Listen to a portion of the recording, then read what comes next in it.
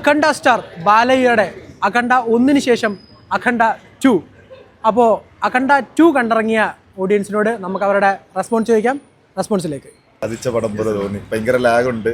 പിന്നെ ഒരു super natural ആയിട്ടുള്ള ഒന്നും ലൈക്ക് ഭയങ്കര സൂപ്പർ നാച്ചുറൽ ആയിട്ടൊക്കെ കാണിക്കുന്നുണ്ട് അതിനകത്ത്.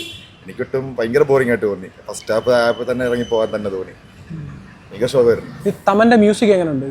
തമന്റെ മ്യൂസിക് ഡിപ്പാർട്ട്മെന്റ് എങ്ങനെയുണ്ട്? മ്യൂസിക് BGM വലിയ കുഴപ്പമില്ല, അതൊക്കെ നല്ല രീതിയിൽ പോകുന്നുണ്ട്. BGM മ്യൂസിക് കൊള്ളാം, പക്ഷേ ആക്ഷൻ സീക്വൻസും ഒക്കെ അറിയാലോ, നോർമൽ ബാലയ്യയുടെ മൂവീസിന്റെ ആ ഒരു ഇമ്പാക്ട് ഒക്കെ അതിനകത്തുണ്ട്. ഈ VFX ഒരുപാട് യൂസ് ചെയ്തിട്ടുണ്ട് പടത്തിൽ. അപ്പൊ എങ്ങനെയുണ്ട് VFX? എങ്ങനെയുണ്ട്? അത് ചില സീൻസ് ഒക്കെ കൊള്ളാം, ചില സീൻസ് ഒന്നും വലിയ രസമില്ല. തുടക്കത്തെ സീൻസ് ഒക്കെ വലിയ ഷോ, പക്ഷേ ബാക്ക്ലോഡ് ലൈക്ക് സെക്കൻഡ് ഹാഫ് ഒക്കെ വരുമ്പോഴത്തേക്ക് ചില രംഗങ്ങൾ ഹനുമാന്റെ സീൻസ് കുറച്ചൊക്കെ അതൊക്കെ കാണിക്കുന്ന VFX ഒക്കെ കൊള്ളാം.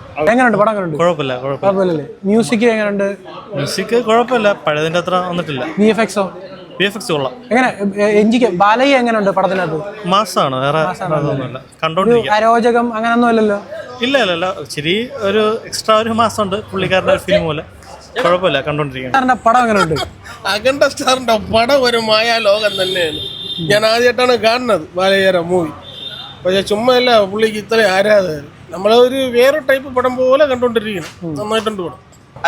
അഖണ്ഡ 1 കണ്ടായിരുന്നോ? കണ്ടു. എങ്ങനെയുണ്ട് അഖണ്ഡ 1 കമ്പയർ ചെയ്യുമ്പോഴത്തേക്ക്? ബ്രോ തിയേറ്റർ വാച്ചാണ്, മസ്റ്റ് വാച്ചാണ്. ജി ബാലയ്യ.